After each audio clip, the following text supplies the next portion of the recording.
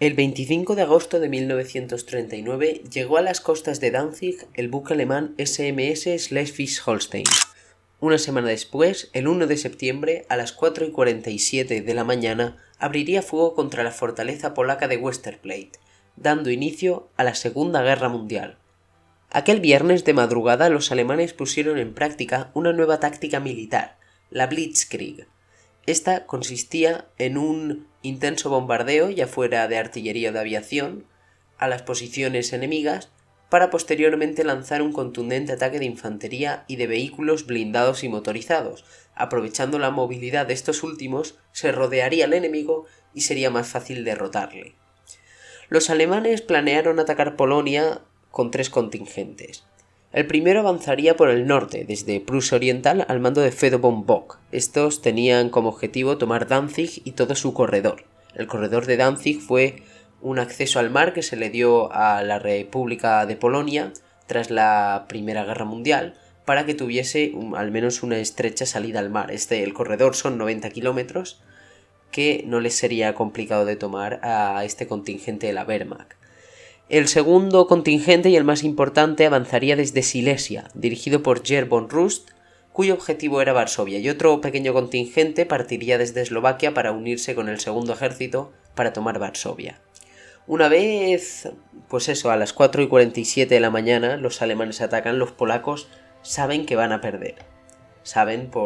Ya le tendrían que haber puesto mucho empeño, pero al menos a nivel de números no había muchas esperanzas de victoria. En cuanto a divisiones de infantería sí que estaban más o menos igualados, los alemanes llevaban 40 y los polacos 30, y al fin y al cabo para defenderse necesitan menos hombres que para atacar, entonces ahí podría haber un empate técnico. Sin embargo, ya cuando nos metemos en el campo de los tanques, de los aviones o de la artillería, la cosa está muy mal para los polacos. Los alemanes invadieron Polonia con un total de 3.200 carros blindados. Esta es la suma entre tanques más pesados y vehículos blindados más ligeros. Los polacos tenían 600. Era una diferencia abrumadora, pero es que en el campo aéreo y en el artillero era igual. Lo que sí tenía Polonia es que, si bien no tenía muchas divisiones motorizadas, contaba con el cuerpo de caballería más grande de Europa. Los polacos tenían hasta 70.000 jinetes. Y ese mismo día, el día 1 de septiembre, pero por la tarde, el 18º regimiento de la Brigada Pomorska, de caballería polaca, estaba en Chojnice, cubriendo la retirada de una unidad de infantería que había intentado defender la ciudad, pero con nulo éxito. Pero los jinetes, mientras cubrían la retirada, se dieron cuenta que al lado, en un pueblecito que hay al lado de Chojnice, que se llama Kroyanti, a la entrada de un bosque había un grupo de alemanes.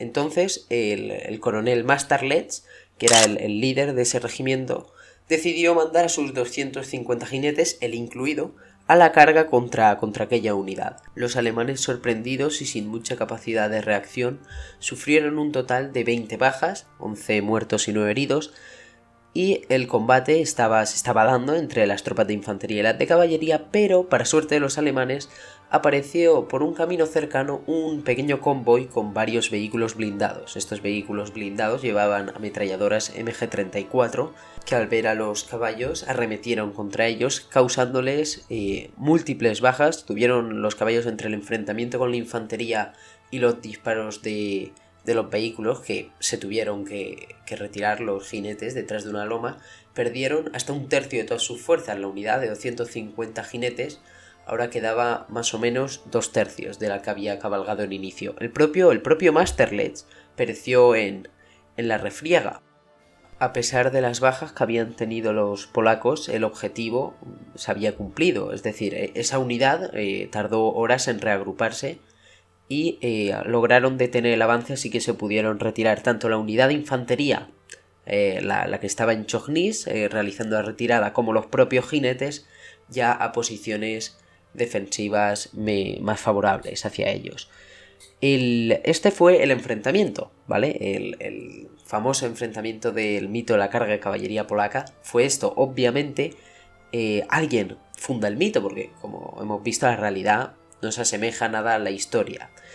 Y es que al día siguiente fueron llevados a los hechos varios al lugar de los hechos varios periodistas, entre ellos uno italiano que se llamaba Indro Montanelli.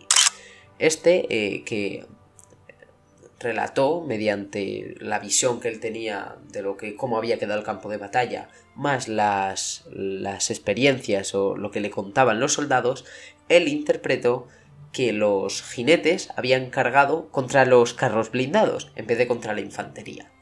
Esta visión le encantó a los alemanes y el 13 de septiembre publicaron en la revista Die Wehrmacht un artículo en el que además se añadía que los jinetes polacos les habían dicho que cargasen contra los vehículos, pero porque eran de mentir, es decir, eran coches, les habían dicho en teoría a los polacos que eran coches con placas de metal chapadas, o sea que no era un vehículo blindado, sino que eran coches con placas metálicas. Sin embargo, la realidad, a pesar de que los alemanes quisieran pintar esa visión de la caballería polaca, la realidad es que en toda la campaña de Polonia llegaron a realizar hasta 16 cargas, grandes cargas de caballería como esta, bueno, grandes. La disponibilidad de jinetes estaba muy repartida en todo el territorio, pero sí que se llegaron a realizar hasta 16 cargas y la mayoría de ellas exitosas, no como se pinta en la propaganda alemana.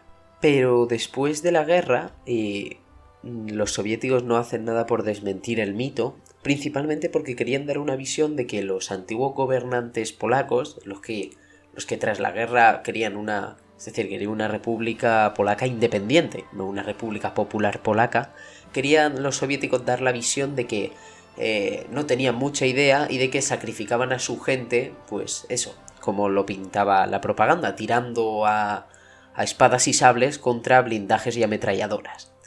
De hecho, los propios polacos, en Polonia, en 1959, se realizó una película de título Lotna, que lo que representaba era esto, era la carga de unos jinetes polacos cargando contra tanques y vehículos blindados alemanes. Sable y lanza en mano, por supuesto.